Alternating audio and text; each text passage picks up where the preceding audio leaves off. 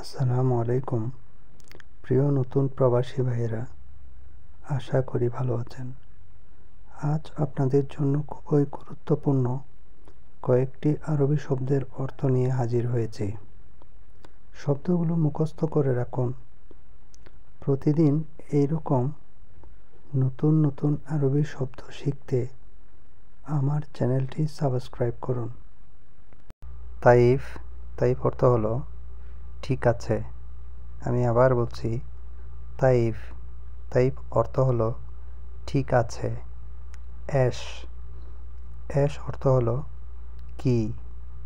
আমি আবার বলছি, অ্যাশ অর্থ হলো কি। ওয়েন বা ফেন অর্থ হলো কোথায়। আমি আবার বলছি, ওয়েন বা ফেন অর্থ হলো কোথায়। লেশ অর্থ হলো কেন। আমি আবার বলছি, লেশ অর্থ হলো কেন। মিতা অর্থ হলো কখন বা কবে। আমি আবার বলছি, মিতা অর্থ হলো কখন বা কবে। কাম অর্থ হলো কত বা মূল্য। আমি আবার বলছি, কাম অর্থ হলো কত বা মূল্য।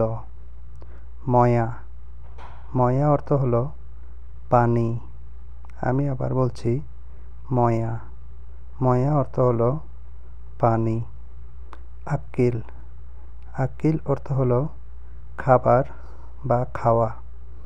আমি আবার বলছি, আকিল অর্থ হলো খাবার বা খাওয়া। সোম অর্থ হলো রোজা। আমি আবার বলছি, সোম অর্থ হলো রোজা। হাম্মাম অর্থ হলো বাথরুম, টয়লেট বা গোসলখানা।